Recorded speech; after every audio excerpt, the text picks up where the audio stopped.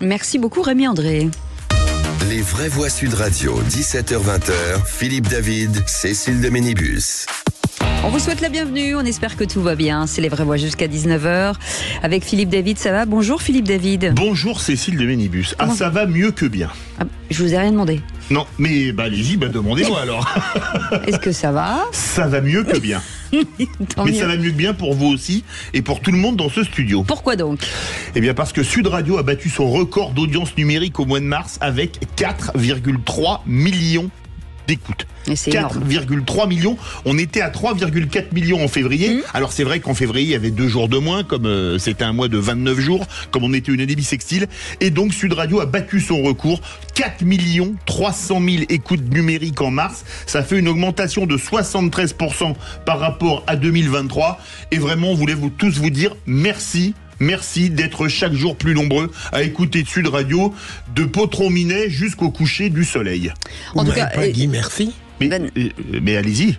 Non mais Philippe, concrètement, techniquement, je suis très nul. Ça veut dire quoi concrètement? Ça veut dire que 4,3 millions d'auditeurs, de personnes sont venus écouter, voilà. Sont venus écouter sur le digital. En numérique. Sur le digital.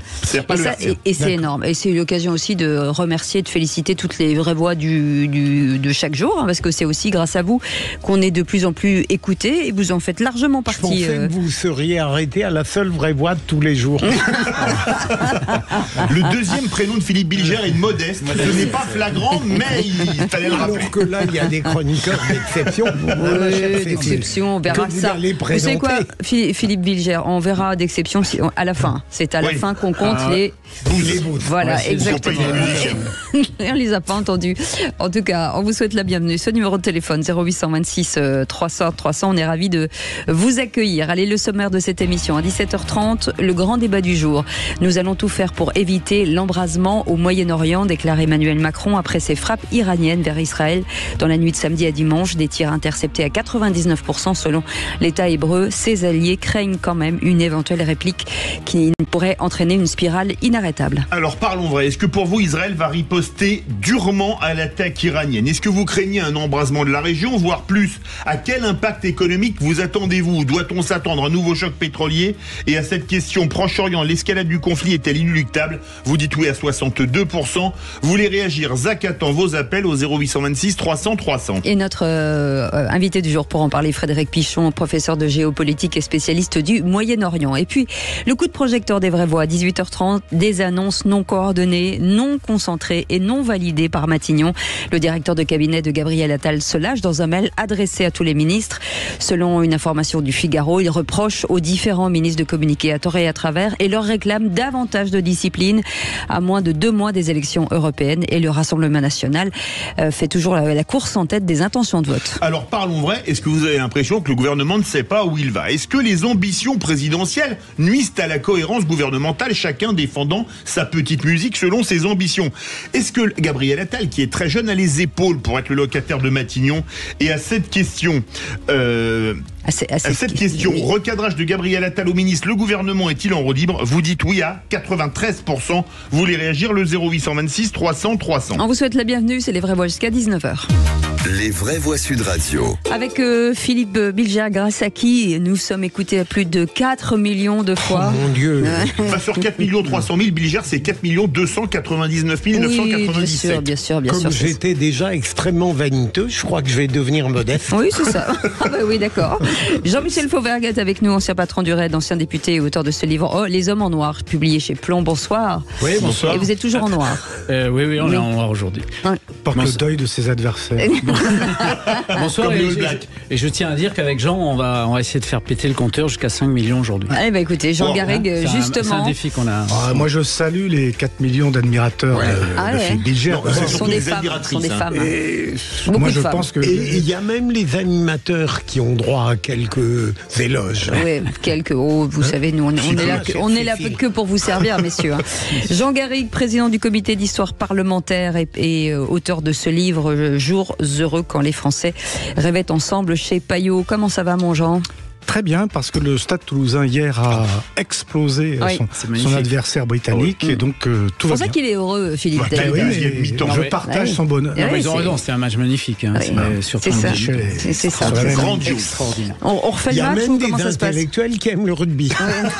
C'est toute une tradition. En parlant d'intellectuels, je vais vous parler de King. En fait. Non, mais justement, je disais qu'il y avait comme une distinction. Oui. Voilà, c'est ça. En tout cas, on est ravis de vous accueillir. Allez, le 0826 300 300, et c'est Didier qui nous appelle de Paris. Bonsoir Didier. Bonsoir. Oui, bonsoir. Je suis très heureux d'être avec vous, avec une équipe qui regroupe plus de 4 300 000, doit-on dire auditeurs? Oui, auditeurs. Oui, auditeurs, auditrices, tout à fait, une audience. Bravo à vous, félicitations. Merci beaucoup. On parle de quoi avec vous dans un instant, mon cher Didier? Je crois qu'il y a des élections dans quelques semaines ou mois. Non, peut-être des élections. Vous bougez pas, on revient dans un instant. En attendant, on écoute le répondeur. C'est le même numéro, 0826 300 300. Bonjour, Sud Radio, c'est Chantal d'Orange. Voilà, je voulais intervenir sur les chiens en laisse en forêt. Alors ça, c'est encore une connerie. Quand on nous dit, oui, vous gardez votre chien sur des chemins balisés, mais le chien, il s'en fiche des chemins balisés. S'il a envie d'aller un peu dans la forêt, il ira. Vous voyez? Donc, voilà, c'est une connerie de plus de ce gouvernement. Comme si on n'avait pas d'autre chose à faire alors que la France va si mal. Merci. Alors on explique. Oui, allez-y. Non, allez-y. Alors, parce qu'aujourd'hui, jusqu'au 30 juin, entre en vigueur une amende de 750 €. Ça fait quand même une grosse somme. Si vous ne tenez pas votre chien en laisse en forêt, c'est pour protéger la reproduction de certains animaux. Ça fait quand même un peu cher, 750 €, non?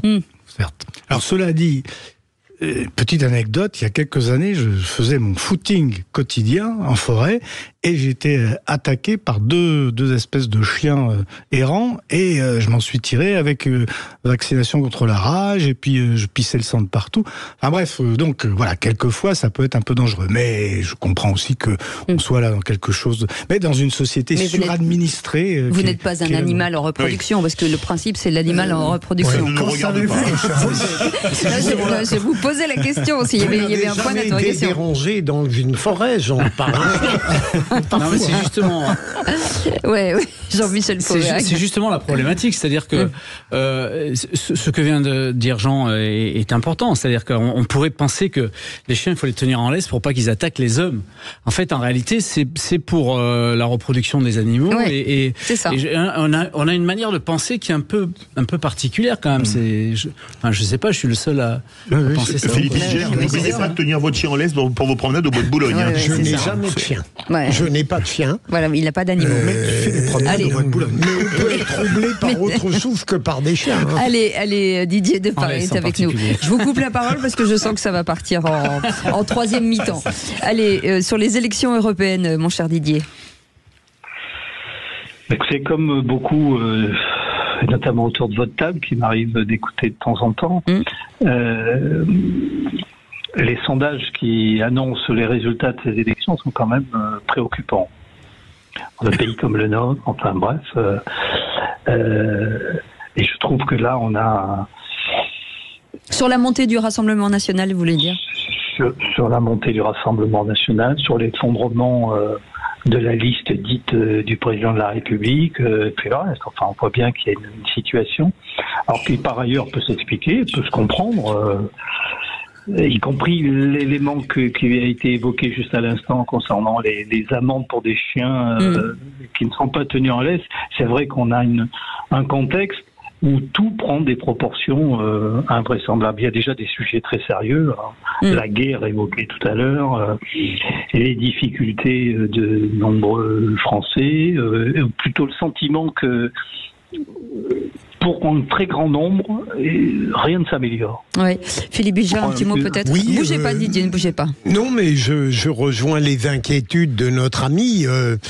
Simplement, je pense que les élections européennes déboussolent un certain nombre de citoyens parce qu'elles vont se prononcer sur beaucoup de choses, sauf peut-être sur l'Europe. Oui, un mot, parce qu'on est déjà très en retard, Jean-Garry. Non, je suis d'accord avec ce que dit Philippe, c'est qu'on voit très bien que la campagne se cristallise sur des enjeux nationaux. Et Mais c'est toute l'histoire des élections européennes. Ça a toujours été comme ça. Mais finalement, on peut regretter parce que quand même l'Europe, elle joue un grand rôle dans nos vies et c'est dommage qu'on n'en parle pas assez. D'ailleurs, Raphaël Glucksmann, qui insiste beaucoup sur cet aspect-là, il fait sa campagne sur l'Europe, sur des propositions sur l'Europe. On le voit bien, ça a l'air de plutôt fonctionner. Oui, ça prend. Moi, je pense que ça cristallise surtout sur l'immigration et c'est là où le RN capitalise. En ayant pourtant des propositions qui sont des propositions inconséquentes. Quoi. Oui. En tout cas, Didier, on vous garde avec nous pour l'instant. On est ravis de vous accueillir parmi nos vraies voix du jour. Dans un instant, les 3 mots dans l'actu, ce sera avec Félix Mathieu, le réquisitoire du procureur. Monsieur le procureur. Au fond, j'aborderai le thème principal de Sud Radio par un autre voix. Je me dis, est-ce que la parole de la France est entendu. On entend ce que vous dites. 0826 300 300, vous les commentez, vous êtes les bienvenus. On est ensemble jusqu'à 19h. 17h-20h, Philippe David, Cécile de Ménibus. On est très heureuse de vous retrouver ce lundi avec Philippe David. Je parle pour vous, Philippe. Oui. Vous êtes d'accord? Vous avez dit heureuse, mais après tout... Oh non, très heureux, j'ai dit. Non, vous avez dit heureuse. J'ai des preuves. Oui, c'est votre côté féminin, c'est pour ça. C'est féminin. Je vais aller chercher votre féminine. Ça ira plus vite. On a tous un peu de garçons et un peu de filles en nous. Sachez-le. Bah oui, ensuite, chacun le développe différemment. Moi, ma chevelure est plus masculine que féminine, soit dit en passant. Oui, bah vous en avez pas. Donc comme ça, c'est ni fille ni garçon. Allez, dans un instant... pardon, Félix Mathieu, les 3 mots dans l'actu, de quoi parle-t-on? On va parler d'Emmanuel Macron qui espère une trêve olympique pour les JO. On va parler aussi de Donald Trump qui lui attaque Joe Biden à l'ouverture de son procès à New York. Ça a démarré tout à l'heure. Et puis de la sécurité routière qui fait son plus mauvais bilan depuis 2019 en mars sur les routes françaises. Donc en 3 mots, ça donne trêve, attaque et route. Et tout de suite, le réquisitoire du procureur. Les vraies voix Sud Radio, le réquisitoire du procureur.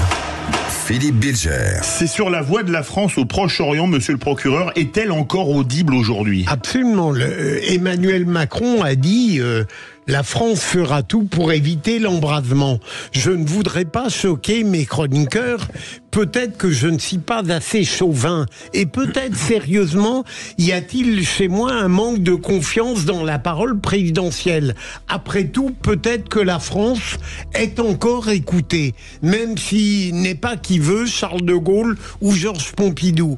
Mais il me semble que lorsque le président Macron formule ce type de phrase, je ne suis pas persuadé que de l'autre côté... elle ait une quelconque incidence sur les bouleversements opératoires entre l'Iran, par exemple, et Israël. Allez, 30 secondes chacun. S'il s'agit de dire que la voix de la France compte moins aujourd'hui que du temps du général de Gaulle, c'est incontestable. C'est une question d'évolution de la société, du rapport des forces dans le monde.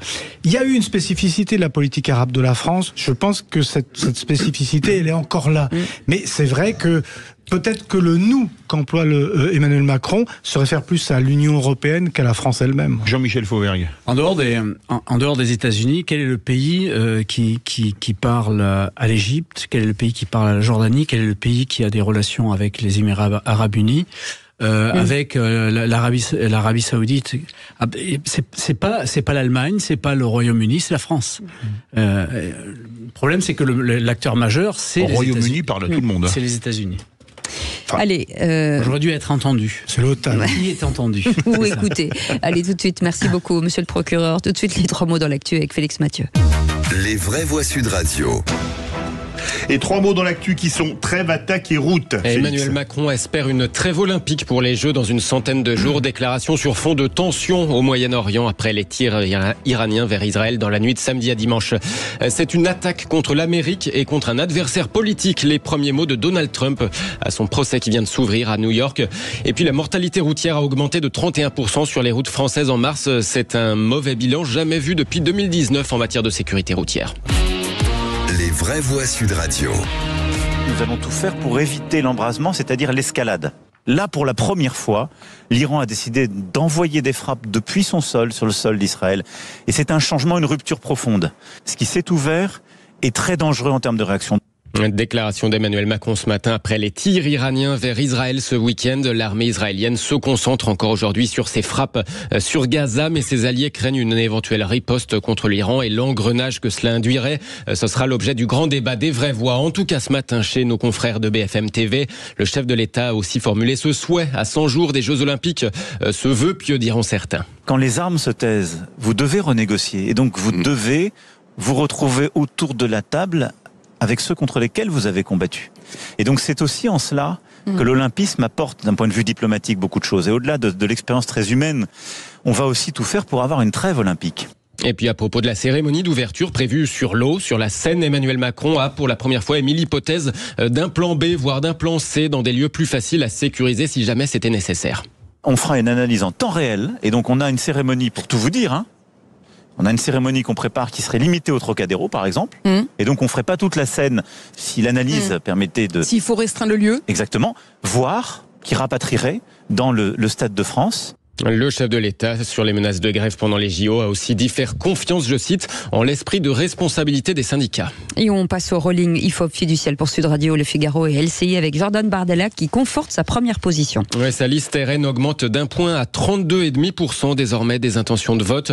Deuxième, Renaissance et ses alliés. La liste de Valérie Hayer reste à 18. En troisième, la liste PS Place Publique recule un peu à 12% désormais pour retrouver toutes les autres listes, celles qui sont estimées à un peu moins que ça. Bien direction sudradio.fr. Notre rolling y est actualisé tous les jours à partir de 17h. Deuxième mot procès, celui de Donald Trump vient de commencer à Manhattan. Le premier pour un ancien président des États-Unis, qui plus est en pleine campagne pour reprendre le bureau ovale à Joe Biden. Les jurés devront se prononcer sur cette affaire de paiement non déclaré dans ses frais de campagne à quelques jours de la présidentielle de 2016. Paiement pour acheter le silence de l'actrice de film X, Stormy Daniels, sur une supposée liaison passée entre eux. Donald Trump s'est montré offensif dès ses premiers mots au tribunal. C'est une affaire qui n'aurait jamais dû être intentée. C'est une attaque contre l'Amérique. C'est pourquoi je suis très fier d'être ici. C'est une attaque contre notre pays. Et c'est un pays qui échoue. C'est un pays dirigé par un homme incompétent qui est très impliqué dans cette affaire. Il s'agit en fait d'une attaque contre un adversaire politique. C'est tout ce que c'est. Donald Trump qui risque en théorie une peine de prison, ce qui ne l'empêcherait pas dans les faits de se présenter à la présidentielle, même si forcément ça créerait quand même une situation inédite. On a l'impression que les juges veulent se faire Trump dans différents États et même peut-être au niveau fédéral, Philippe Bilger. Moi je crois au contraire que comme il suffit de convaincre un seul juré, eh bien Trump va s'en sortir. Jean Garrigue, Jean-Michel Fauvergue. C'est possible, mais lorsque Trump dit que Biden échoue, que l'Amérique échoue, c'est faux. C'est une inexactitude, enfin c'est un mensonge, comme il en a l'habitude, parce que justement, Biden a plutôt réussi dans son mandat. Jean-Michel Fauvergue. Oui, moi aussi je vois mal comment Trump serait empêché d'aller à ces élections et je ne sais pas si ça serait raisonnable qu'il soit empêché. Je pense que la démocratie doit s'affirmer dans ce domaine-là. Allez, le troisième mot, route, avec ces mauvais chiffres de la sécurité routière. Oui, le nombre de morts sur les routes françaises a augmenté de 31% en mars. Ça fait 254 personnes tuées sur les routes de l'Hexagone selon les estimations de la sécurité routière dévoilées tout à l'heure. Le mois de mars a été particulièrement endeuillé sur nos routes. Le bilan pour le premier trimestre nous ramène aux chiffres de 2019, précise même le communiqué de l'Observatoire national interministériel de la sécurité routière. Merci beaucoup Félix Mathieu. Vous restez avec nous dans un instant. Le grand débat du jour. L'Iran qui a lancé samedi une centaine de drones et missiles contre Israël. Une attaque en réponse aux frappes sur le consulat iranien à Damas. Et c'était début avril, Philippe. Alors parlons vrai. Est-ce que vous pensez qu'Israël va avoir une riposte très dure directement sur le territoire iranien? Est-ce que vous craignez un embrasement de la région, voire plus? Craignez-vous, par exemple, un nouveau choc pétrolier? Et à cette question, Proche-Orient, l'escalade du conflit est-elle inéluctable? Vous dites oui à 66%. Vous voulez réagir? Zach attend vos appels au 0826 300 300. Et notre invité pour en parler, Frédéric Pichon, est avec nous, professeur de géopolitique et spécialiste du Moyen-Orient. Bonsoir, merci d'être en direct sur Sud Radio avec nous. Petite question, avant de partir en pub, est-ce que la stabilité finalement du prix du baril pourrait être signe de désescalade? Alors la stabilité actuelle, elle est pas tout à fait avérée. Je pense qu'il y a un attentisme des marchés. On pourrait voir une petite hausse dans les jours qui viennent parce que il y a toujours une surréaction. Maintenant, voilà, faut voir la réaction d'Israël. Ça va conditionner la hausse des prix du pétrole. Merci. Vous restez avec nous. 0826 300 300. Vous avez la parole, bien entendu, jusqu'à 19h. Sud Radio. Parlons. Les vraies voix Sud Radio, 17h-20h, Philippe David, Cécile de Ménibus. Et autour de cette table, nos amis Philippe Bilger, Jean Garrigue. Ça va, Jean ? Très bien, merci. Comment va ce livre écoutez, Jours heureux quand les Français rêvaient ensemble. Quelqu'un me disait récemment qu'on devrait l'enseigner dans les écoles, parce que c'est un livre optimiste, un livre qui vous montre que dans l'histoire, on a pu se rassembler, y compris en 1998 pour la Coupe du Monde. Et j'espère que cette atmosphère de réunification, d'optimisme, on va la trouver au moment des Jeux Olympiques. Je l'espère sans trop y croire. On espère avant, il y a un Euro de football. Et l'Euro de football, tu as raison. Jean-Michel Fauvergue. Vous me posez pas la question sur mon livre, hein? Si, les hommes en noir. Alors dans les écoles de police, moi, plutôt. Votre réponse est un peu raide. Pas mal. Allez, on vous souhaite notre invité sourit de vos blagues pourries. Allez, tout de suite, le grand débat du jour. Les vraies voix Sud Radio, le grand débat du jour. Il ne faut pas répondre en escaladant, mais plutôt isoler l'Iran, réussir à convaincre les pays de la région que l'Iran est un danger. L'Iran était contrainte d'agir. Israël a frappé une enceinte consulaire. Il y a aujourd'hui du côté israélien, du côté politique israélien, la tentation peut-être de la fuite en avant, en tout cas de l'escalade. Il y a une relative modération dans cette attaque par l'Iran. Le but, c'est de marquer un profond mécontentement. Mais donc nous avons condamné, nous sommes intervenus et aujourd'hui nous allons tout faire pour éviter l'embrasement, c'est-à-dire l'escalade. Et les États-Unis, la France et les pays européens ont condamné l'attaque iranienne inédite qui a visé Israël ce week-end, présentée comme une opération d'autodéfense. Téhéran appelle quand même les Occidentaux à apprécier sa retenue face à Israël plutôt que de l'accuser, Philippe. Alors parlons vrai. Pensez-vous qu'Israël va riposter en frappant directement le territoire iranien ? Est-ce que vous craignez un embrasement de la région, voire plus ? Craignez-vous un gros impact économique ? Il y a par exemple un nouveau choc pétrolier à cette question. Proche-Orient, l'escalade du conflit est-elle inéluctable ? Vous dites oui à 66%. Vous voulez réagir ? Le 0826 300 300. Frédéric Pichon est avec nous, professeur de géopolitique et spécialiste du Moyen-Orient. Je vais y arriver. Bienvenue. On revient à vous. Tout de suite, Philippe Bilger, cette escalade peut-être à venir. Alors, sous le contrôle de notre invité, le grand intérêt des débats réussis, et c'est toujours le cas à Sud Radio, et il n'y a pas d'ironie, pour une fois le sujet est trop sérieux, c'est qu'on y apprend plus de choses qu'en réalité on a à en affirmer. Moi, je suis frappé de voir, et j'attends avec impatience la réponse de notre invité tout à l'heure, à quel point dans un monde en proie à la violence internationale, où on a en permanence peur de débordement, tout de même les États principaux semblent faire attention à ne pas aller trop loin dans leur riposte, dans leurs attaques. J'ai été frappé de constater pour l'Iran qu'ils ont envoyé évidemment une multitude de drones, mais que c'était des drones, si je ne me trompe pas, d'une nuisance très relative, alors qu'ils auraient pu faire appel au Hezbollah avec évidemment des armes beaucoup plus décisives. Donc je suis d'une certaine manière très inquiet sur l'avenir de la vie internationale, sur Israël par exemple, sur sa réaction, mais je continue à penser que derrière les dérèglements internationaux, il y a tout de même des esprits qui ne sont pas complètement délirants. Jean-Michel Fauvergue. Oui, c'est une analyse très fine que fait Philippe sur le domaine-là. Moi, j'ai deux inquiétudes sur la riposte. D'abord, la première, c'est que je serais plus serein si il n'y avait pas la tête de l'État israélien Netanyahou, qui m'inspire pas confiance en ce domaine-là et voilà et qui joue aussi sa survie politique dans cette affaire-là. Et la deuxième et j'aimerais entendre notre invité là-dessus si c'est possible. Et la deuxième chose, c'est l'intérêt qu'il y aurait aussi à frapper à partir de maintenant l'Iran pour la déstabiliser, sachant que le régime de l'Iran est faible en ce moment-là, et puis qu'on a aussi une menace nucléaire. Peut-être serait-ce le bon moment pour détruire quelques installations, je ne sais pas. C'est une question. Jean Garrigue. Je me retrancherai aussi, évidemment, derrière l'avis du spécialiste. Mais je dirais que finalement, on a là, face à face, deux régimes fragiles.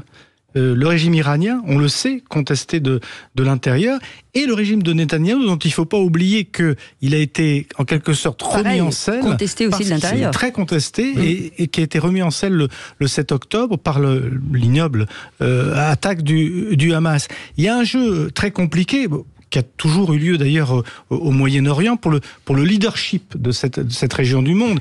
Et il me semble que raisonnablement, mais là encore je me retrancherai derrière l'avis des spécialistes, on est dans un jeu dont l'embrasement ne concernera éventuellement que cette partie du Moyen-Orient. Et comme le dit Philippe, on sait très bien que les grandes puissances, on a vu que la Chine ne s'est pas du tout solidarisée de l'Iran. Les grandes puissances ont tout intérêt à circonscrire ce type d'embrasement. Frédéric Pichon, vous êtes professeur de géopolitique, spécialiste du Moyen-Orient, pour vous faire réagir à l'ensemble des questions des vraies voix.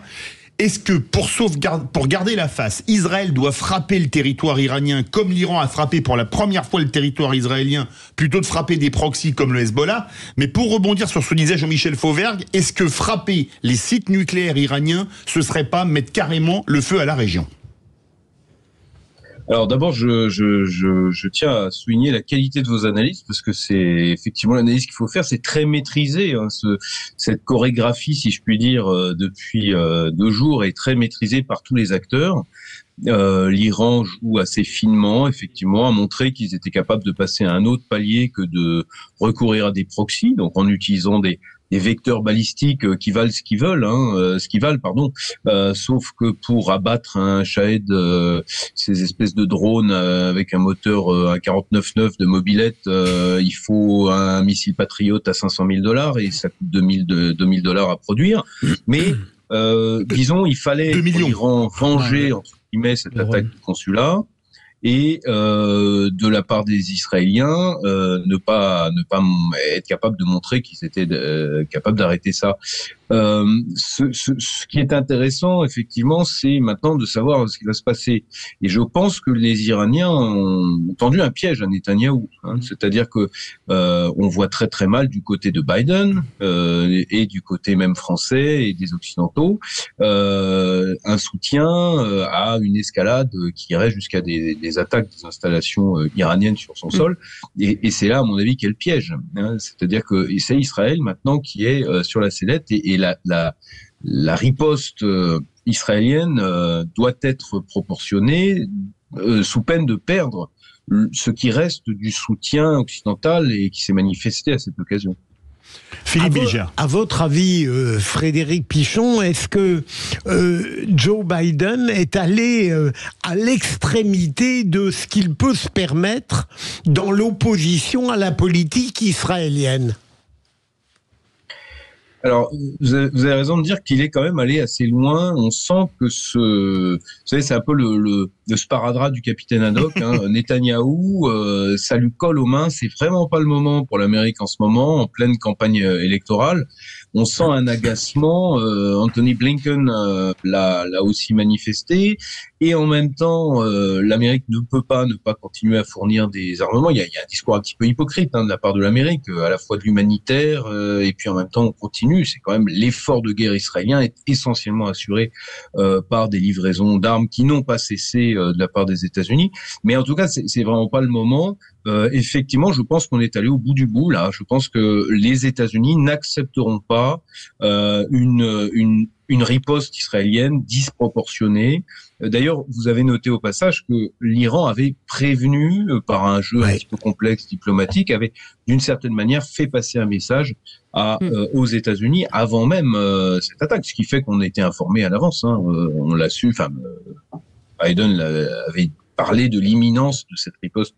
Oui, donc ils ont pu se préparer. Iranienne. C'est ça que vous voulez dire. Il y a une Oui, c'est pour ça que c'est quand même un peu une comédie, une chorégraphie. Ça a quelque chose de rassurant. Pour éviter de perdre la face, c'est ça ? C'est pour éviter peut-être d'un côté comme de l'autre de perdre la face ? Exactement. Et en cela, ça arrive parfois, je n'ai pas d'exemple en tête là, mais la guerre peut être un jeu gagnant-gagnant. Là, en fin de compte, Netanyahou resserre les rangs, peut essayer de de rassembler à nouveau, de reprendre un certain soutien occidental. Et puis les Iraniens ont joué leur rôle également de puissance qui montre qu'elle est solidaire des Palestiniens, etc. Allez, 0826 300 300, Didier est avec nous. Didier, une petite réflexion sur ce débat ? Oui, enfin une réflexion. Moi, je suis comme Philippe. Je pense que vos débats sont très instructifs et apportent aux auditeurs. En tout cas, c'est mon cas. Alors, moi, j'aurais juste une question à votre invité. Je suis un peu étonné par. En fait, on est quand même dans un contexte où l'Iran et on sait le rôle qu'ont joué en tout cas les mollahs, pas les Iraniens ou en tout cas la très grande majorité des Iraniens, mais les mollahs sur le drame du 7 octobre en Israël. D'une part, d'autre part. On sait un peu que le pays, quand même, il y a quelques mois, il était encore l'objet de manifestations internes, d'une déstabilisation interne qui est quand même pas négligeable. Donc, d'une part, d'autre part que financièrement, même si le pétrole est là, c'est quand même pas une situation non plus totalement idéale. Alors plutôt que de laisser faire les Israéliens, parce que là justement, quand on voit parfois la promptitude de certains à envisager plus près de chez nous, notamment en Ukraine, la participation d'un certain nombre d'États occidentaux.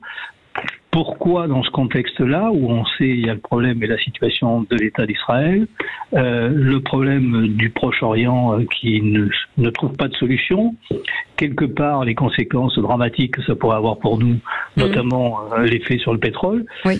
Pourquoi il n'y a pas une coalition éventuellement alors d'Occident, pas évidemment les Chinois et les Russes, on a bien compris mais qui dans ce contexte-là et ne pas laisser les Israéliens y aller effectivement et dans la négociation régler derrière les suites doivent bien être réglées, demander à Israël pour la suite avec notamment le principe des deux États sur lequel aujourd'hui Netanyahou et une partie de son gouvernement sont totalement opposés. Enfin, on va poser la question. Là, il n'y a pas de discussion ou de négociation qui se conduisent. Frédéric Pichon. Alors pourquoi pas de coalition ? Alors, une coalition pour Gaza, si j'ai bien compris. Non, une coalition alliée contre l'Iran pour ne pas qu'Israël intervienne, c'est-à-dire une coalition schématiquement USA, Grande-Bretagne, France, qui sont les seuls pays qui ont des forces de projection. OTAN, quoi. Oui.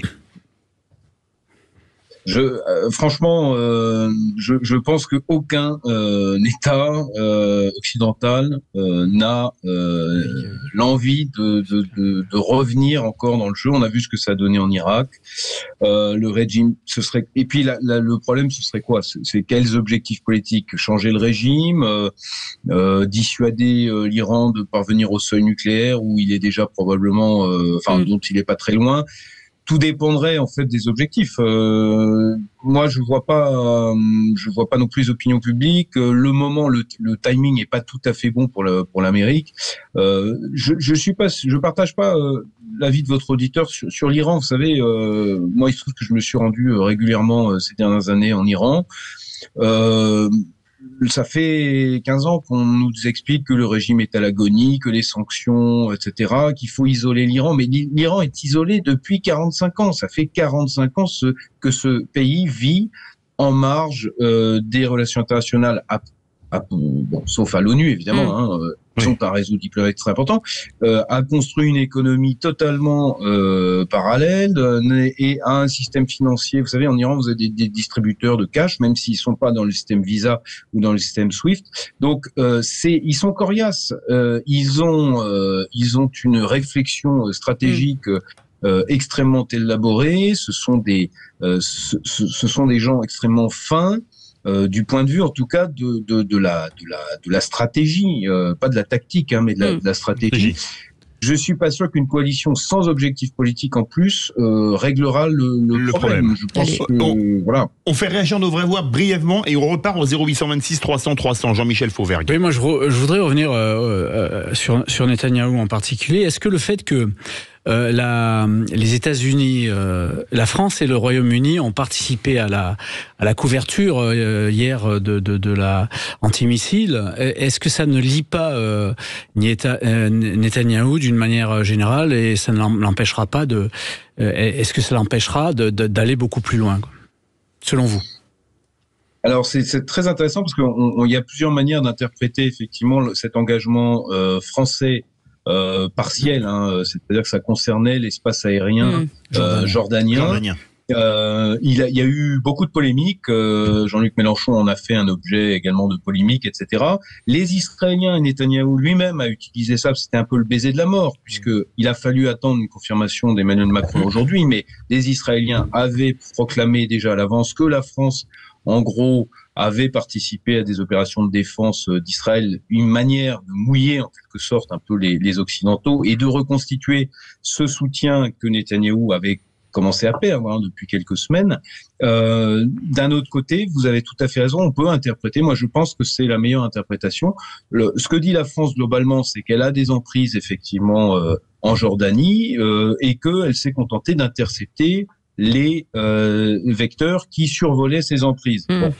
Alors peut-être qu'on a élargi un peu le rayon d'action de ces emprises, mais en tout cas, ce qui est sûr, c'est que ça donne un peu de poids, vous avez raison, à la France, entre autres, pour pouvoir justement raisonner, si c'est possible, Netanyahou, ou en tout cas l'obliger à faire en sorte de faire avec nous. Mais c'est pas facile parce que ce soit Netanyahou ou que ce soit Israël en général, vous savez, Israël a toujours considéré que en dernier ressort, sa sécurité et tout ce qui était opérationnel et en termes de commandement ne devait être opéré que par l'armée israélienne. Ils n'ont confiance en personne, ce qui peut s'expliquer. Ils n'ont pas tort en même temps. Les traumatismes, y compris de la guerre des 6 jours, de la guerre de 73 et de la guerre de 48, etc. Donc ça va être extrêmement difficile de tordre le bras à Netanyahou, comme d'ailleurs à tout dirigeant israélien. C'est très compliqué d'arriver à inclure dans un dispositif israélien des étrangers. Allez. On repart au 0826 300 300 direction Lyon. On les écoute sur 105.8. Bonsoir Olivier. Allez, bonsoir Olivier. Petite question rapide parce il nous reste très peu de temps. Bonsoir Sud Radio, bonsoir à tout le monde. Non, moi je suis en train de dire Israël joue sa survie actuellement parce que l'Iran il fait un test. Et je crois qu'il faut une fois pour toutes arrêter avec ces ayatollahs parce qu'ils n'ont rien dans le ventre à part Israël. Leur objectif, c'est détruire Israël. Et actuellement, moi, je suis pour une coalition, même arabe. Ils auront le soutien arabe, les sunnites. Je veux dire, ils peuvent partir. Mais pour le moment, il faut arrêter, il faut supprimer ces ayatollahs parce que sinon, le jour où ils auront la bombe atomique, ça va être une catastrophe. Il faut mieux arrêter le mal actuellement. Moi, je ne suis pas pour votre invité qui est hésitant par rapport à l'Europe. Je crois qu'il faut tout le monde y aller. Allez, bougez pas Olivier. Jean Garrigue, petite est-ce qu'il faut avoir peur effectivement si l'Iran arrivait à avoir l'arme nucléaire?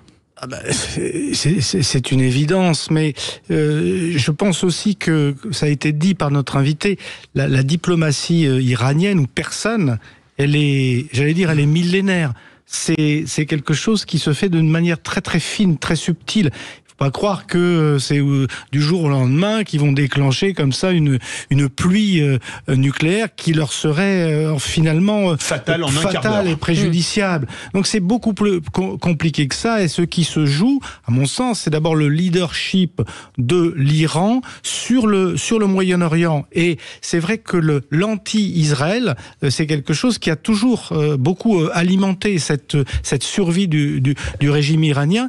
Quant à l'autre côté, ce que je voulais rajouter, c'est que le piège pour Netanyahou, c'est que ce qui s'est passé depuis le 7 octobre a renforcé le réflexe patriotique israélien, ce qu'il a lui-même d'ailleurs renforcé alors qu'il était dans une position difficile, mais que par ailleurs il est corseté précisément par ses alliés qui sont notamment les Américains et les Français. Donc il y a aujourd'hui un piège qui l'oblige d'ailleurs à être dans une riposte graduée.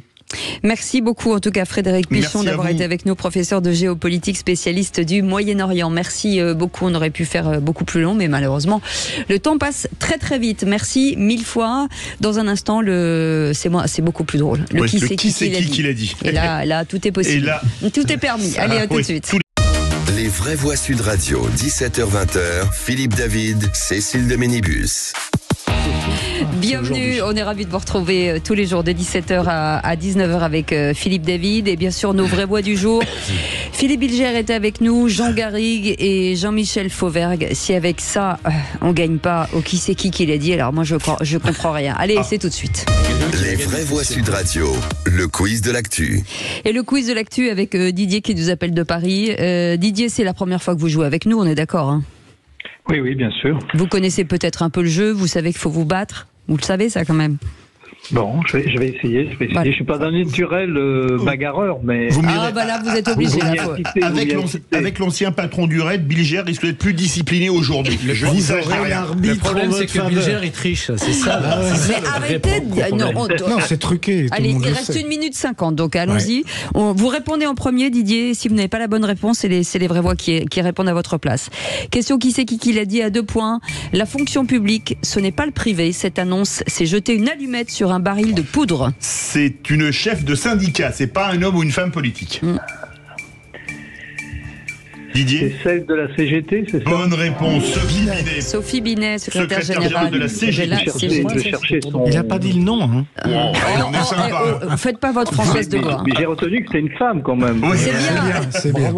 C'est bien. Alors, qui c'est qui l'a dit, mais à 3 points. Il faudra très vite reconstituer une grande famille politique social-démocrate au lendemain des élections qui doit être la plus grande à gauche et qui doit réunir toute la gauche. Didier. C'est François Hollande, non? Didier qui marche. Il est bon. Qui c'est qui a dit l'essentiel des attaques des Insoumis? Jean-Luc Mélenchon en tête s'adresse à Raphaël Glucksmann. C'est pour ça. Et c'est ça le rassemblement. Pour 2 points. Je passe mon tour. Je ne sais pas. C'est quelqu'un de son camp. Olivier Faure. Bonne réponse de Jean Garrigue qui marque 2 points. Premier secrétaire. Qui c'est qui l'a dit à 3 points?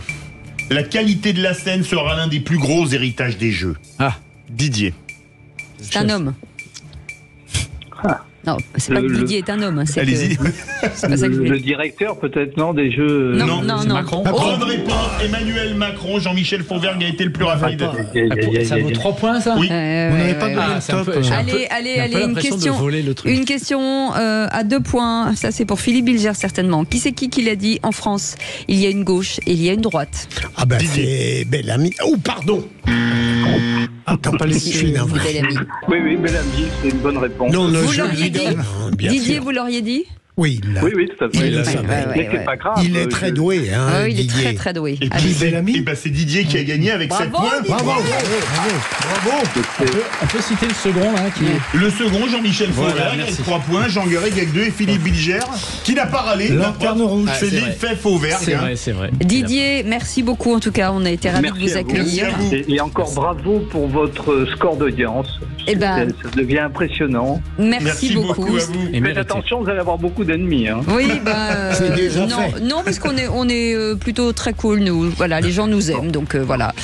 Mais si vous avez des ennemis, Philippe Bilger, dites-le moi, je m'en occupe. Moi, j'en ai quelques-uns. Allez, dans 10 minutes, le tour de table de l'actu des vraies voix. On parle de quoi avec vous, Philippe Bilger? On parle d'un super match avec un arbitre calamiteux. Jean Garrigue. Moi, je vais parler d'une basketteuse. Très bien. Émilie Gomis. Et avec vous, Jean-Michel? Du regain de patriotisme des jeunes Français. Allez, voilà, on en parle dans un instant. On vous souhaite la bienvenue avec 4 300 000 à nous écouter sur le digital. Merci. Sud Radio. Parlons vrai. Sud Radio. Parlons vrai. Les vraies voix Sud Radio, 17h-20h. Philippe David, Cécile de Ménibus. Bienvenue dans cette deuxième partie des vraies voix tous les jours de 17h à 19h avec que du beau gosse aujourd'hui. Philippe Bilger, il y a Jean Garrigue, il y a Jean-Michel Fauvergue, il y a Philippe... Non, c'est tout. Il y a Félix Mathieu, au moins moi je ferai preuve de bonté. Félix Mathieu, il y a du monde. Voilà, je suis très bien entourée en tout cas. Non, mais ça fait longtemps qu'elle n'est pas allée chez l'ophtalmo, ceci explique cela. Ouais, c'est vrai, c'est pas faux. C'est pas faux. C'est pour ça que je suis habillée comme un clown tous les matins. Allez. Non, moi je trouve. Non, alors. Non, vous êtes beau. Très saillant. Non, vous êtes très beau. Vous êtes très beau. Les amis, taillés en plus. Disons, je parviens à détourner mon regard de la poitrine de Jean-Michel, mais pas de la vôtre. Voilà. C'est parce là, on gagne un auditeur. C'est parce que Jean-Michel a les seins qui tombent. Allez, dans un instant, vous avez la parole avec Félix Mathieu. Direction Notre-Dame de Paris. La cathédrale brûlait il y a 5 ans, jour pour jour, et même minute pour minute quasiment. Les flammes étaient apparues vers 18h20. Et tout de suite, c'est Philippe David, pardon. Je suis perdu. Depuis jeudi, 2000 étudiants logés dans les Crous, les résidences universitaires, doivent faire leurs valises car ces logements ont été réquisitionnés pour les Jeux Olympiques. Alors on me dira que les JO c'est sacré, que c'est la première fois depuis 100 ans que la France les organise, très bien, mais on ne m'expliquera pas que des étudiants, qui sont souvent parmi les plus modestes, pour bénéficier de ce type de logement, doivent, même s'ils sont en période d'examen, partir avec armes et bagages. On me dira qu'on leur a retrouvé les solutions de relogement et que les camions de déménagement sont prévus, mais quand même, en période d'examen, on a en général d'autres préoccupations qu'un déménagement qui est toujours source de stress. Alors j'espère simplement, vu les ressources publicitaires des Jeux qui sont énormes, que les déménagements aller et retour ont été pris en charge par le comité d'organisation et pas par le contribuable. Philippe Bilger. Je comprends votre sollicitude. Évidemment, on peut comprendre quelques dérangements, mais j'espère qu'ils ne seront pas perturbés, en effet, pour leurs examens. Jean-Michel Fauvergue. Oui, pas mieux. Moi, je comprends ce que vous avez dit, Philippe, et vous l'avez bien dit. Et je souhaite effectivement que ça soit pas sur leurs frais et qu'ils puissent se servir de cette épreuve pour véritablement avoir un moral d'acier pour réussir leurs épreuves. Pour une autre épreuve. Bravo. D'autant que les étudiants ont déjà beaucoup souffert au moment de la crise du Covid. Leur pouvoir d'achat s'est amenuisé. Donc là, franchement, c'est un petit coup au moral qui est vraiment inutile. Allez, vous avez la parole, direction Notre-Dame de Paris, Félix. Oui, la cathédrale parisienne brûlait il y a 5 ans, jour pour jour. L'incendie s'était déclaré aux alentours de 18h20 avec ces images qui évidemment ont fait le tour du monde et l'effondrement de cette flèche de Viollet-le-Duc en apothéose dans la dramaturgie. Nous reconstruirons cette cathédrale dans les 5 ans, avait alors promis Emmanuel Macron. 5 ans plus tard, eh bien Notre-Dame devrait rouvrir en décembre. Et pour en parler, nous sommes avec le président de Sites et Monuments. Bonsoir Julien Lacaze. Bonsoir. Merci d'être avec nous dans Les Vraies Voix sur Sud Radio. Sites et Monuments, association reconnue d'utilité publique en matière de sauvegarde du patrimoine. Alors, est-ce que vous vous souvenez, vous, tout simplement, déjà d'où vous étiez il y a 5 ans en apprenant cette nouvelle, en découvrant ces images incroyables ? Oui, j'allais chercher mon fils au conservatoire de Mabillon et on a vu une fumée complètement anormale dans le ciel de Paris. Et on s'est approché, on était au niveau là de la Seine et je me souviens très bien de ce moment parce que mon fils a reçu une escarbille qui a fait un trou dans son manteau. Ah oui. Donc c'était assez c'était vraiment terrible. On a gardé le manteau comme une relique.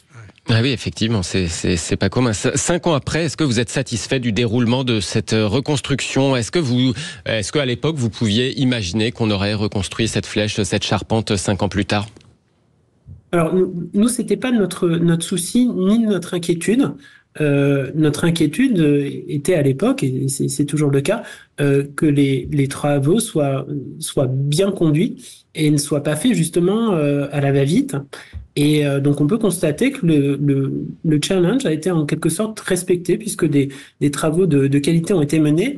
Il y a eu, cela dit, quelques inconvénients et notamment celui des fouilles, puisqu'on a conduit des fouilles de sauvetage au niveau de la croisée du transept, puisqu'il y a tout l'échafaudage pour reconstruire la flèche a été posé sur le sol. Donc pour ne pas abîmer les vestiges, on a dégagé. Et là on a trouvé des fragments du jubé qui sont absolument exceptionnels parce que c'est parmi les plus belles sculptures médiévales qu'on connaisse. Et des sculptures qui ont gardé leur polychromie d'origine, ce qui est absolument rarissime. Incroyable. Donc là, on a des pièces de musée vraiment exceptionnelles qui ont été retirées du sous-sol. Mais malheureusement, le délai de 5 ans n'a pas permis de poursuivre les fouilles et d'essayer de collecter l'ensemble des fragments de ce jubé, qui était donc une sorte de clôture qui séparait le cœur de la nef. Et ça, il aurait été important de prendre un peu plus de temps pour mener ces fouilles à bien et ensuite présenter l'ensemble des fragments dans le futur musée de l'œuvre, qui est une belle nouvelle. Oui, vous auriez voulu qu'on en profite un peu au passage quelque part. Bon, pour autant, ça a été reconstruit dans les règles de l'art. Ça, quand même, on peut le reconnaître. 250 entreprises, des centaines d'artisans, avec finalement des métiers anciens qui ont été un peu remis au goût du jour grâce à ça, malgré ce malheur. Absolument. Alors c'est une très très belle vitrine pour les métiers d'art, de montrer que le geste des ouvriers du Moyen Âge se continue. Avec cela dit, petite incohérence qui est celle des vitraux contemporains qui sont prévus et qui entraînerait le démontage des vitraux d'Eugène Viollet-le-Duc, qui est un immense créateur, pas seulement un restaurateur. C'est quelqu'un qui est d'ailleurs un précurseur en matière d'architecture. Et on trouve, nous, un petit peu paradoxal de démonter comme ça des vitraux qui font partie de l'histoire de l'édifice, qui avaient été épargnés par l'incendie, alors même qu'on a reconstruit la flèche de la cathédrale à l'identique. Une certaine incohérence à reconstituer la flèche de Viollet-le-Duc à l'identique et démonter dans le même temps des vitraux du même Viollet-le-Duc qui avaient été épargnés par l'incendie. Ça aussi, c'est un petit regret qu'on a. Petit bémol, oui. Et ils vont faire quoi, vous le savez ou pas? Alors, l'idée serait de les présenter dans le futur musée de l'œuvre. Il y a quand même 6 verrières complètes. En plus, ce sont des vitraux qui sont pas figuratifs, sont ce qu'on appelle des grisailles, qui sont des vitraux très élaborés tout de même. Et donc, pour nous, ça n'a pas vraiment de sens de les présenter dans le musée de l'œuvre. Ce sont vraiment des vitraux qui sont faits pour être vus in situ et qui font partie de l'atmosphère de la cathédrale et qui lui donne son homogénéité. La dernière strate historique, en quelque sorte, de la cathédrale, c'est Eugène Viollet-le-Duc. Et ça, on l'oublie. Il faut toujours expliquer que le 19e fait partie du patrimoine. C'est pas simplement une cathédrale du Moyen-Âge. Notre-Dame, il y a aussi elle a été marquée par ce génie qui est Eugène Viollet-le-Duc. Eh ben, je suis bien d'accord avec vous. Et merci 1000 fois, Julien Lacaze, président des sites et monuments associations reconnus d'utilité publique. Merci beaucoup, Félix Mathieu, pour ce sujet passionnant. Dans un instant, la suite de notre émission avec le tour de table de l'actu des Vrais-Voix et votre tour de table, Philippe Bilger. Alors, un super match avec un arbitre calamiteux. Jean Garrigue. La basketteuse Émilie Gomis qui m'a beaucoup choqué sur X. Avec vous, Jean-Michel Fauvergue. C'est le regain du patriotisme chez les jeunes Français. Et ben voilà, vous voulez commenter, vous êtes les bienvenus. 0826 300 300. À tout de suite. Les Vraies Voix Sud Radio, 17h-20h. Philippe David, Cécile de Ménibus. Merci beaucoup d'être de plus en plus nombreux à nous écouter, puisque sur ce qu'on appelle une écoute digitale, vous êtes plus de 4 300 000. Voilà, à nous écouter. Ça, si c'est pas énorme. Avec une augmentation, je le dis comme ça, j'ai jamais eu des notes comme ça à l'école, de 73%. C'est quand même. C'est exceptionnel. C'est quand même curieux qu'on parle d'écoute digitale. Oui, c'est vrai. Écoute digitale, c'est ça. Bah écoutez, c'est la modernité. Mais en bon français, c'est numérique. Digital, c'est le mot anglais. C'est vrai. Quand on pense que vous le devez à Philippe Bilger. Quand on pense qu'on doit tout ça à Philippe Bilger, c'est fou. Au crépuscule, l'aurore vient avec le crépuscule. Allez, non, Aurore, elle est au web. Oh là là, j'en peux plus. Nous espérions avoir relevé le niveau avec Cécile. Excusez-moi, quelqu'un peut appeler la sécurité pour Philippe David, s'il vous plaît. On peut venir le chercher. Allez, tout de suite, le tour de table de l'actu des Vraies Voix. Taisez-vous. Encore ces stupides actualités. Ça dépend de la masse d'informations. Quand il a rien à dire, il dit rien. Il n'a pas été élevé chez les porcs, excusez-nous. Le tour de table de l'actualité. Ce qui n'est pas le cas de Philippe David, quand il a rien à dire, il parle quand même. Philippe Bilger. Philippe Bilger, votre tour de table, c'est sur un grand match avec un arbitre nul. Absolument, j'ai vu hier soir. Ah bah il a pris 1 sur 20 dans l'équipe. Oui, j'ai vu hier soir le match Lyon-Brest. Brest, j'ai été très impressionné. Lyon mène 1-0, ensuite Brest égalise, mène 3-1 et Lyon revient. Et un pénalty dernière minute au bout de 8 minutes de temps prolongé et un arbitre qui, par exemple, un joueur de Brest est l'objet d'une violence, il tombe à terre, il se relève et c'est lui qui a le carton jaune. Et deuxième, il y a une main flagrante d'un défenseur lyonnais, la balle allait peut-être dans le but grâce à un coup de tête d'un avant-centre qui s'appelle Mounier. Eh bien, l'arbitre prétend, je l'ai pas vu, il n'y a pas de main, il refuse même d'aller voir la VAR. Et donc, je me demande si les arbitres français ne sont pas nuls, ou médiocres en tout cas. Souvent, je peux vous dire, quand on voit, regardez, dans les grandes compétitions internationales, il n'y a plus un arbitre français qui arbitre un grand match depuis des années. Et donc, j'ai choisi sujet passionnant. Pour vous tous. Il y a un certain suspense quand même. Voilà. Jean-Michel Fauvergue. Alors moi j'adore les arbitres, mais de rugby. Alors moi je me marre quand on voit... Même Ben O'Keefe.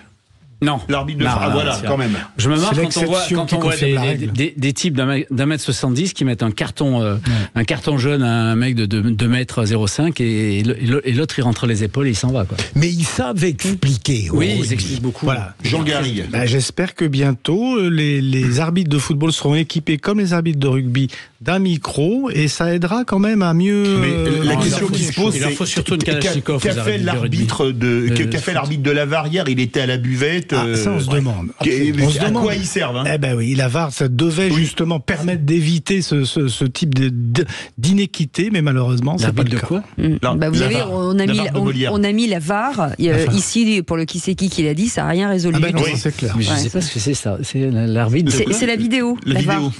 On peut pas dire. TMO en anglais, VAR TMO pour le rugby, VAR pour le foot. C'est ça. Jean-Michel, franchement, un ancien député. Non, mais moi je connais la vidéo machin.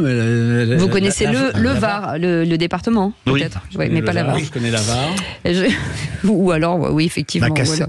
Allez, Jean-Michel Fauvert, pendant qu'on y est, pendant que vous avez la bouche ouverte, le regain de patriotisme chez les Français, les jeunes Français. Oui, le regain de patriotisme chez les jeunes Français, au moment où la commission des lois du Sénat présente un rapport qui d'ailleurs manque d'intérêt, sur les émeutes qu'il y a eu avec les jeunes. Vous vous souvenez, les jeunes sur le montant émeutiers, le montant des dégâts. Eh bien, c'est sympa de lire en même temps une autre étude de Anne Muxel, qui est directrice de recherche au CNRS et au CEVIPOF, qui nous indique, dans son étude donc menée en 2023, toute l'année 2023, que la moitié des jeunes est prête à s'engager pour défendre son pays, les jeunes de 18 à 25 ans. La moitié des jeunes Français. C'est bien. C'est incroyable, on l'aurait pas cru. Il y a un espèce de regain de patriotisme, de regain pour les valeurs, tout simplement, et surtout un besoin de sens dans les métiers de l'armée. Et à la question, seriez-vous prêt à vous engager dans une guerre en Ukraine, 51% des jeunes répondent oui. Alors, beaucoup plus les garçons que les filles. Mais ils sont majoritaires à répondre à ça. Et avant que Emmanuel Macron ne présente l'option de se projeter sur le territoire ukrainien, avant ça, eh bien, les jeunes déjà répondaient que pour 31% d'entre eux qu'ils étaient favorables au déploiement des troupes en Ukraine. C'est quand même assez bizarre. Alors que 17% des 50 ans et plus se prononçaient pour. C'est-à-dire qu'il y avait ils étaient un peu plus. Excusez-moi, mais peut-être parce que les plus anciens, ils ont fait le service militaire, ils savent que la guerre, c'est pas Call of Duty et les films d'Hollywood aussi. Je suis pas persuadé que tout s'est fait. Je suis pas persuadé. Je pense que c'est. Parce que dire dans un sondage qu'on est prêt à aller faire la guerre en Ukraine, c'est très facile, mais s'engager à aller la faire, c'est une autre histoire. Je pense qu'on a des jeunes qui sont motivés, Et attends, j'ai fini. La moitié des sondés pouvaient envisager une carrière dans l'armée, c'est ce que dit.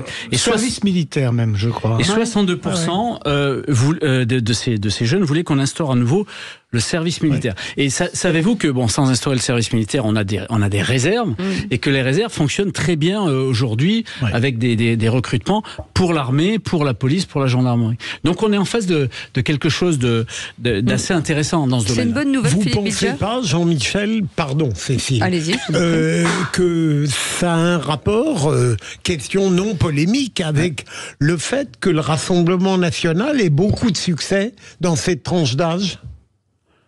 Moi, j'avais pas poussé mon raisonnement jusque-là pour tout vous dire, mais peut-être, je sais pas, mais en tout cas, moi, ça me semble intéressant, alors qu'on critique tout le temps notre jeunesse, d'avoir quand même une jeunesse qui est motivée de ce point de vue-là. Mais d'après sondage, 51% sont prêts à défendre la France, notamment, mais ça veut dire que 49% sont pas prêts. Je savais, avant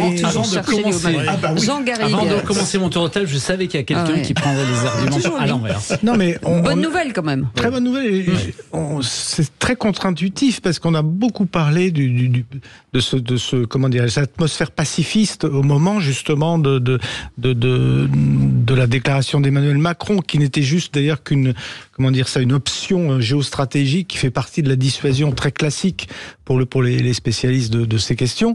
Mais c'est très intéressant, c'est très contre-intuitif et c'est un motif quand même de voir effectivement, comme le dit Jean-Michel, une jeunesse qui a envie de s'engager quelque part, qui a envie de croire en une forme d'idéal. Et cet idéal patriotique, il est quand même constitutif de notre histoire et de notre histoire républicaine.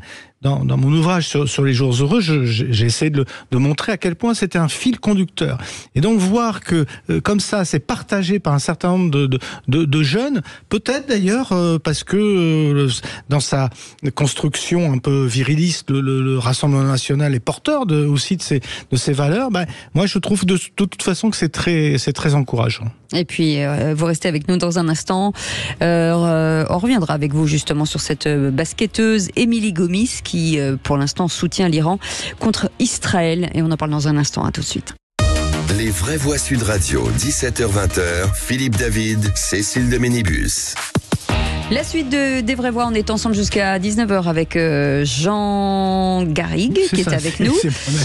J'allais dire Jean-Philippe, je ne sais pas pourquoi. Parfois je dis les noms comme ça. Avec, parce qu'il y a beaucoup de Philippe et beaucoup de Jean, entre Jean et Jean-Michel. Jean-Michel, les Philippe, on ne va pas s'en sortir. Des synthèses. Oui, c'est ça. Mais j'aurais préféré Philippe Michel. Philippe Michel. Pourquoi Michel? Philippe Michel. Jean-Michel. Ah oui, Michel. C'est vous, c'est vous Jean-Michel. Non mais il y a trop de Philippe, il y a trop de gens, il faut qu'on trouve une solution. C'est bon, je vous laisse alors. Et sur cette basketteuse, puisqu'on était autour de table de l'actu des Vraies Voix, cette basketteuse Émilie Gomis, qui soutient l'Iran contre Israël. C'est pitoyable, parce que c'était une grande championne de basket. Elle était multimédaillée il y a quelques années. Et là, elle nous sort c'est pas la première d'ailleurs, un tweet où elle dit que l'Iran a le droit de se défendre. Non mais soutenir une théocratie autoritaire, misogyne, sanguinaire comme l'Iran. Homophobe. Et homophobe. Qui pend les homosexuels, faut le rappeler quand même. Qui pend les homosexuels, qui persécute les femmes. Et elle se dénomme comme humaniste sur son tweet, sur son profil Twitter. Mais ça me paraît totalement fou. Est-ce qu'elle se rend compte de ce qu'elle... Alors, mais elle a déjà été évincée de la commission. Oui, donc ça me renvoie tellement à une ignorance ou à un fanatisme de la part d'un certain nombre de nos compatriotes dont elle est, qui m'inquiète quand même beaucoup. Et si on rapproche ça des positions d'une députée LFI, vous avez sans doute entendu parler, qui s'appelle Ersia Soudeh, et qui vous dit que d'un côté il y a une théocratie qui est l'Iran, mais il y a aussi une théocratie qui est Israël, ce qui n'a aucun rapport avec la réalité. Israël n'est absolument pas une théocratie. Ils vivent des catholiques, des juifs et des musulmans, des arabes israéliens notamment, en bonne intelligence d'ailleurs. Mais c'est quelque chose de fou et il y a une désinformation permanente et les réseaux sociaux comme X justement y contribuent et ça me narre. J'aime bien vous pousser dans vos retranchements pour vous faire quitter l'équilibre que vous incarnez si remarquablement. J'allais vous le dire. À partir du moment où Israël a fait cet acte contre le consulat iranien, oui. Qu'est-ce que vous auriez trouvé admissible de la part de l'Iran? Non, mais ce qui me choque, c'est l'univocité de cette prise d'opposition. Je veux dire que j'aurais compris à la limite que cette jeune femme comprenne qu'il y ait une réaction militaire disproportionnée d'ailleurs de l'Iran, mais qu'elle souligne aussi les agressions qui ont été faites contre Israël, et notamment le massacre du 7 octobre. D'accord. Mais là, je n'ai pas trouvé de réaction. Et en plus, ce qui me choque aussi, je le répète, c'est qu'une humaniste puisse, d'une manière ou d'une autre, soutenir un acte militaire venant d'une théocratie sanguinaire comme l'Iran. Jean-Michel Fauvergue. Oui, alors, moi, je voudrais pas participer à la conversation, je voudrais sortir du dramatique, parce que les tours de table, ça me rappelle une chose, ça n'a rien à voir avec la discussion. C'est que j'ai regardé ça sur une chaîne belge, et quand c'était le moment, un chroniqueur de faire son tour de table, il s'est levé, il a fait le tour de la table en courant. D'accord. C'est tout. C'est très bien. Mais je voulais faire une remarque. Est-ce qu'il n'y a pas quand même un certain tropisme pro-islamiste iranien? Je me rappelle que parmi les principaux soutiens de Khomeini il y a 50 ans, pas loin de 50 ans, il y avait notamment un certain Jean-Paul Sartre, grand intellectuel français, encore Michel Foucault, Michel Foucault aurait fini au bout d'une corde d'ailleurs si jamais Khomeini avait été au pouvoir. Et est-ce que quand même il n'y a pas un tropisme pour le régime iranien un peu spécial en France, Philippe Bilger? Sûrement. Mais maintenant que vous me parlez de Michel Foucault, vous avez un peu sa tête.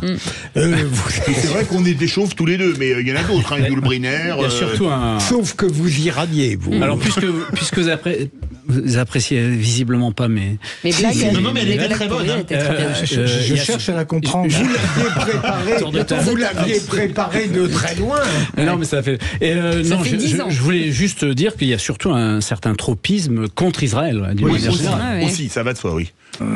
L'antisionisme mène très souvent à l'antisémitisme. Et de plus en plus, on se demande où est la frontière chez un certain nombre de nos compatriotes, notamment musulmans, pas simplement, ou chez les militants de la France insoumise. Il faut de pouvoir les distinguer. Oui. Ah, mais complètement, c'est essentiel. Mais bien sûr. En tout cas, elle persiste et signe, parce que je rappelle qu'il y avait une information judiciaire contre elle pour apologie du terrorisme, exactement. Quand même. C'était en février. Merci beaucoup pour ce tour de table de l'actu des vraies voix. Vous pouvez vous lever, Jean-Michel, et courir autour de la table. Faites-le, si vous êtes cap, allez-y. Il y a des images, au moins que les gens voient que votre blague est illustrée. Voilà, il court autour de la table. Voilà, vous le voyez courir. Il est encore en forme. Mais il a encore un bon rythme. Il court, le faux vergue des vraies voix. Vous voyez, on va même en faire une chanson. J'ai fait un tour de table. C'est une émission qui perd son lustre. Non, on va... Allez, vous ne souvenez pas de Garcimore je vais vous faire un tour. Tout le monde y va de sa petite vanne des années 80. Allez, dans un instant, après une série de fausses notes, le cabinet du Premier ministre qui rappelle à l'ordre ses ministres, comme on est obligé de rappeler à l'ordre nos vraies voix, Philippe David. Ah oui, dans quelques instants, cette question d'ailleurs, est-ce que vous pensez, parlons vrai, avez-vous l'impression que le gouvernement ne sait pas où il va? Est-ce que les ambitions présidentielles nuisent à la cohérence gouvernementale? Est-ce que Gabriel Attal, qui est quand même très jeune, a les épaules pour être le locataire de Matignon? Et à cette question, recadrage de Gabriel Attal au ministre, le gouvernement est-il en roue libre? Vous dites oui à 95%. Vous voulez réagir? Le 0826 300 300 ou Zach attend vos appels. Et maintenant que vous avez tourné à droite, Jean-Michel Fauvergue, vous pouvez faire à gauche ou pas? Oui. Non? Ouais, allez, on y va. Les vraies voix Sud Radio, 17h-20h, Philippe David, Cécile de Ménibus. Il s'en passe des choses dans cette émission, bien sûr, avec les bonnes personnes qui ont beaucoup d'humour et beaucoup d'autodérision. Philippe Bilger est avec nous, Jean-Michel Fauvergue, Jean Garrigue et bien entendu Philippe David. On est ensemble jusqu'à 19h. Allez, tout de suite, le coup de projecteur des vraies voix. Les vraies voix Sud Radio, le coup de projecteur des vraies voix.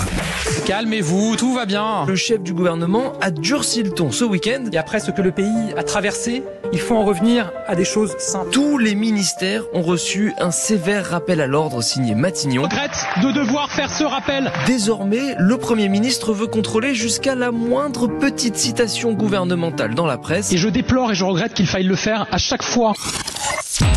Et des annonces non coordonnées, non concentrées et non validées par Matignon. Le directeur du cabinet de Gabriel Attal se lâche dans un mail adressé à tous les ministères, selon une information du Figaro.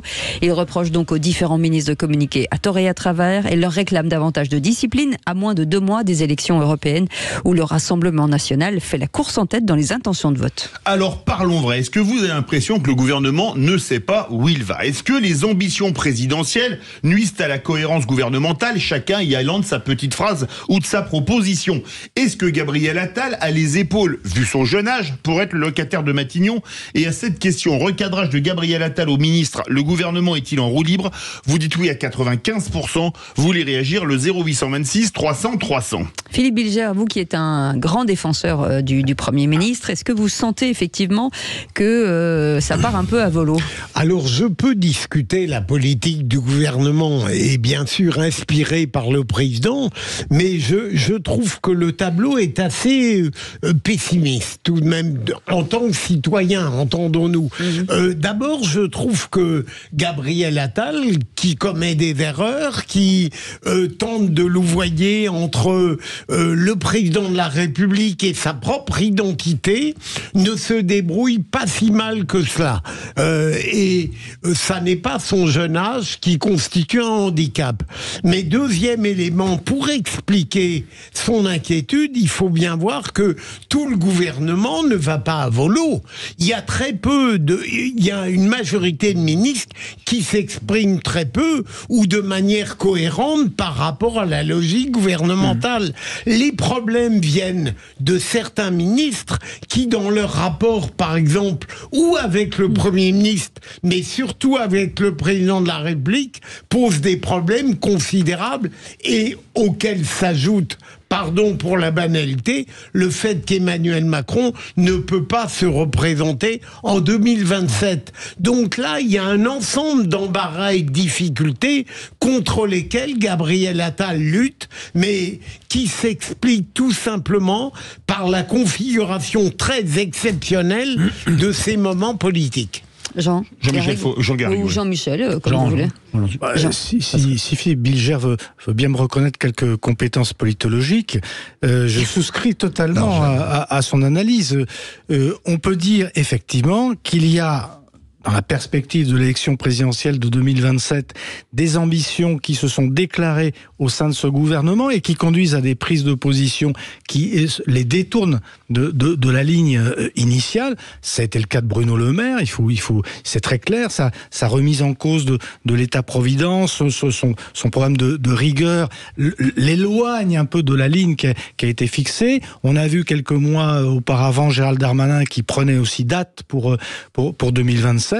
Mais j'ai pas véritablement l'impression que ça obère la capacité de Gabriel Attal à fixer un cap. Au contraire, il me semble que Gabriel Attal, alors Philippe a raison de le dire, sur une position qui est un petit peu intermédiaire entre l'inflexion très nette à droite qui est censée avoir été prise depuis 2022, et puis les réticences d'Emmanuel Macron, qui ne veut pas totalement se couper de cet électorat du centre-gauche, qui par ailleurs la fuit et qu'on va retrouver aujourd'hui chez Raphaël Glucksmann. En tout cas, la ligne du gouvernement en tant que production de réformes et ligne politique, elle ne me semble pas remise en question. Donc je souscris pas à l'analyse de vos auditeurs. Il n'y a pas un gouvernement qui va à volo. Il y a des ambitions qui se sont déterminées. Mais moi, j'ai plutôt l'impression que pour un homme très jeune, un politique très jeune comme Gabriel Attal,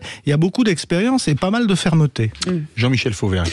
Moi, je suis assez d'accord avec ce qui a été dit. Philippe et Jean sont à peu près sur la même ligne, et moi, je vais être sur leur ligne à eux aussi. Mais j'irai chercher plus loin. Vous savez, dans la Ve République, au départ de la Ve République, il y avait des majorités qui étaient des blocs de béton où personne ne mouftait, d'autant plus qu'il n'y avait pas les moyens modernes de s'exprimer, d'expression qu'on connaît aujourd'hui. Et petit à petit, effectivement, les uns et les autres se sont exprimés. Alors, la majorité dont est issu le gouvernement actuel, moi je l'ai connu juste avant, c'était à peu près pareil.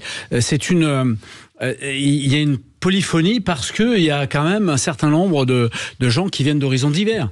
Gabriel Attal vient plutôt de la gauche, ça se voit peu, mais c'est le cas. Il y en a d'autres qui font réentendre leur voix de gauche, comme Véran, etc. Mais ça devrait être riche, au contraire. Et oui, mais à un certain moment, ils sont justement dans cette optique-là obligés d'exister, de dire des tas de choses et tout. Et Gabriel Attal a raison de les recadrer. Et moi, je trouve d'abord qu'il a du caractère et qu'il a un sens politique extraordinaire. Vous pensez que ce recadrage est une bonne chose ou pas? Appelez-nous au 0826 300 300, Jean Garrigue. Je voudrais juste rappeler que ce type, de décalage entre le Premier ministre et un certain nombre de poids lourds du gouvernement, c'est quelque chose qu'on trouve tout au long de la Ve République. C'est pas né avec Gabriel Attal. François Mitterrand demandait notamment à Pierre Mauroy de mieux tenir ses troupes, alors que Pierre Mauroy était un bon Premier ministre et François Mitterrand l'incitait à être un peu plus ferme avec ses troupes. Je parle même pas d'Édith Cresson qui se retrouvait en permanence en compétition avec son principal ministre qui était Pierre Bérégovoy à l'époque. Ça a toujours existé sous tous les gouvernements. Je pourrais citer Jacques Chirac avec Jean-Pierre Fourcade qui était un proche de Valéry Giscard d'Estaing et qui en permanence contestait son autorité. Donc, vous voyez, c'est pas quelque chose de nouveau et franchement, je trouve que pour l'instant en tout cas, Gabriel Attal s'en tire pas si mal par rapport à ses poids lourds. Et en même temps, Jean a tout à fait raison. Il faut voir que depuis le début, on craignait que Gabriel Attal fût mis un peu sous l'éteignoir par les ministres très importants qu'il avait dans son gouvernement. Et je me demande un petit peu si ce qu'il met en œuvre là, en dénonçant le caractère non concerté d'un certain nombre d'interventions ministérielles, ne vient pas du fait de cette peur originelle qu'au fond, Là, il n'a pas de raison d'être angoissé, mais on ne sait jamais. La contagion du différent Le Maire, Emmanuel Macron, avec d'autres peut-être, pourrait avoir des effets délétères sur son propre sort comme Premier ministre. Oui, mais est-ce que vous ne pensez pas qu'à force de annihiler forcément la prise de parole on reproche souvent aux membres du gouvernement d'être inodores sans saveur, là ils s'émancipent un petit peu, ils font un peu d'erreur, en fait ils existent. C'est ça le problème. Mais entre exister et un juste milieu, et aller vers une ligne, je dirais, parce individuelle. Que là, il veut même relire leur papier, c'est-à-dire que donner leur go sur un papier ou une interview qu'ils ont réalisé. Ça se fait déjà fait. C'est le ministère de l'information en fait. C'est vrai, comme le dit Philippe, ce qui se passe avec Gabriel Attal, c'est quand même une reconquête du périmètre de ce qu'on appelle primo ministre, du rôle du Premier ministre, profitant du fait que vous avez un président de la République qui ne va pas se représenter. Il y a peut-être là un motif et un espace de reconquête. Donc ça fait partie aussi de cette reconquête, un peu plus d'autorité. Mais vous venez de le dire, est-ce qu'un des principaux problèmes est que justement le président de la République ne se peut pas se représenter et qu'au gouvernement il y en a certains qui ont des ambitions présidentielles, Bruno Le Maire, Gabriel Attal, probablement, évidemment, puisqu'il va démissionner après les Jeux Olympiques, Gérald Darmanin, et que ça incite chacun à marquer son territoire pour exister dans l'optique de la prochaine présidentielle. Ça pose le problème de la révision de nos institutions qui ont interdit à un président de se présenter plus de deux fois. Et ça, c'est un véritable problème. Ça n'existe pas. Et on pourrait le remettre en question. Jean-Michel Fauvergue. Oui, n'oublions pas, pour en revenir au rôle du Premier ministre, que c'est le chef du gouvernement, le Premier ministre. Et donc, cette politique, effectivement, de la communication, elle est dirigée par son cabinet, d'une manière générale, pour qu'il y ait une cohérence et une cohésion. Ça a toujours été le cas. Sauf que, effectivement, il y a des libertés qui sont prises. Là, il est en train de réaffirmer le cap.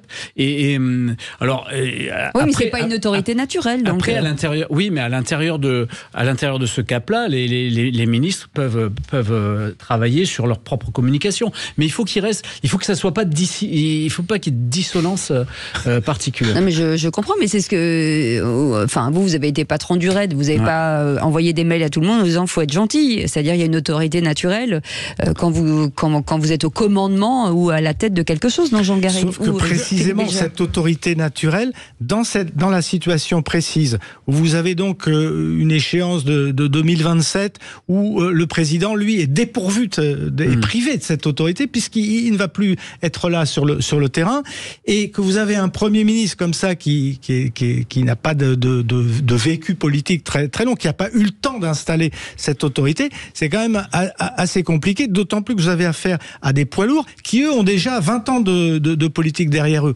Donc là, on est dans quelque chose qui est quand même difficile pour le Premier ministre. Quelque chose qui rend extrêmement difficile, le rôle du Premier ministre, Cécile et Philippe, c'est précisément l'omniprésence d'un président de la République. Rappelez-vous, il y a quelque temps, Elisabeth Borne, devant des étudiants, a expliqué comme il avait été difficile de faire son travail avec un président qui s'occupe de tout et qui ne vous dit pas tout. Et je peux comprendre que Gabriel Attal tente parfois désespérément de s'inscrire dans un registre qui serait un peu plus prévisible pour lui. C'est pas évident d'exister face à un président. Est-ce que ça va se sentir pour les européennes ? Ah ben, on le voit déjà. Est-ce que ça va avoir un impact encore plus ? En tout cas, ce qui se passe pour les européennes, c'est que la tête de liste de la majorité, Valérie Ayé, manque du charisme nécessaire. Mais ça pourrait être justement un moyen pour Gabriel Attal de prendre un petit peu le lead, comme on dit, ou de prendre un petit peu le leadership.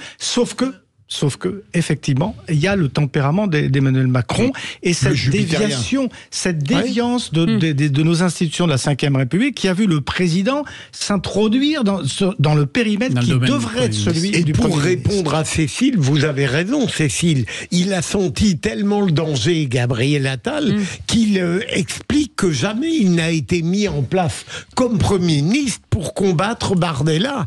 Parce qu'au début, on le disait. Et si c'était le cas, c'est un échec pour l'instant, en tout cas. Jean-Michel Fauvert, vous voulez réagir ? Non, je voudrais juste... D'abord, oui, ce qui a été dit est tout à fait exact, mais je voudrais juste dire que on parle d'ambition présidentielle. Bah, ça existe.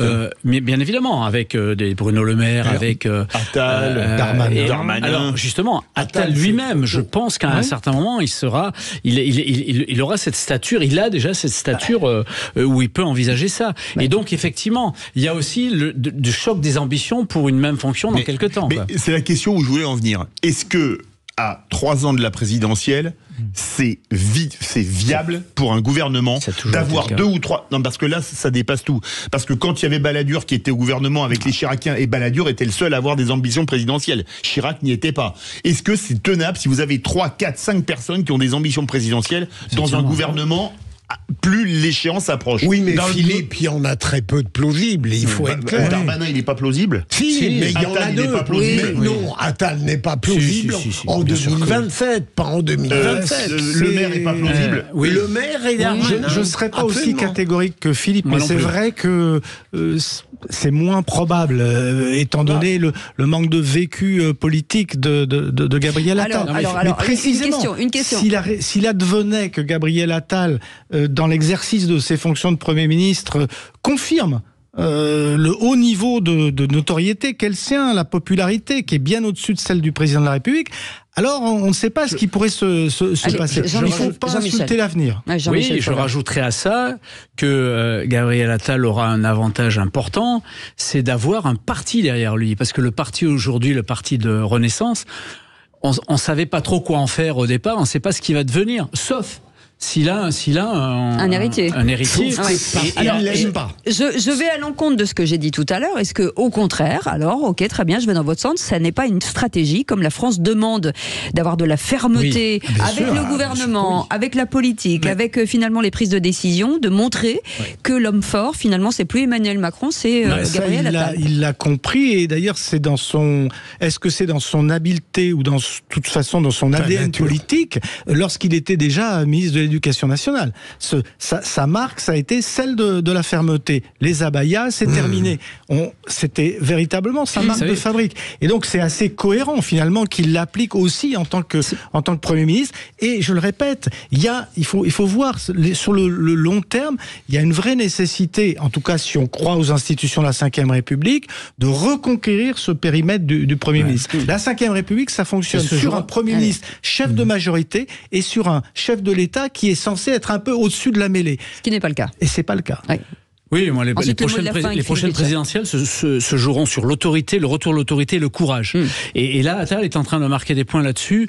Et ce n'est pas pour rien que François Hollande le compare à Sarkozy, à plusieurs reprises. Ça. Philippe Bilger, le mot de la fin. Moi, je crois qu'on reviendra à des présidences plus classiques, comme le dit Jean et toi et vous-même, Jean-Michel, où le Premier ministre aura plus de place qu'avec Emmanuel Macron. Et pour conclure sur un mot de rugby, comme on a commencé en parlant de rugby et de parler de François Hollande, je pense que la jument n'a pas encore tourné le dos au foin et que peut-être, ça c'est une expression que les aficionados de rugby connaissent bien, que François Hollande a peut-être envie d'y revenir. Mais ça c'est que mon point de vue. L'envie, ça c'est certain. Donc, si c'est votre point de vue, il est écouté avec respect. Et je le partage avec moi-même. Ne vous emballez pas non plus, Philippe Bilger.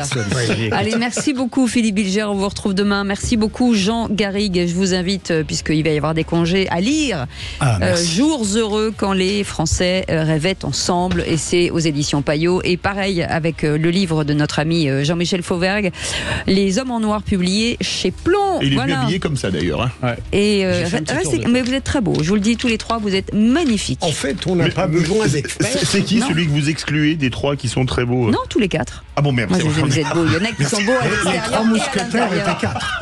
Allez, dans un instant, les vraies voix citoyennes. On revient dans un instant avec Philippe. David, on sera ensemble jusqu'à 20h.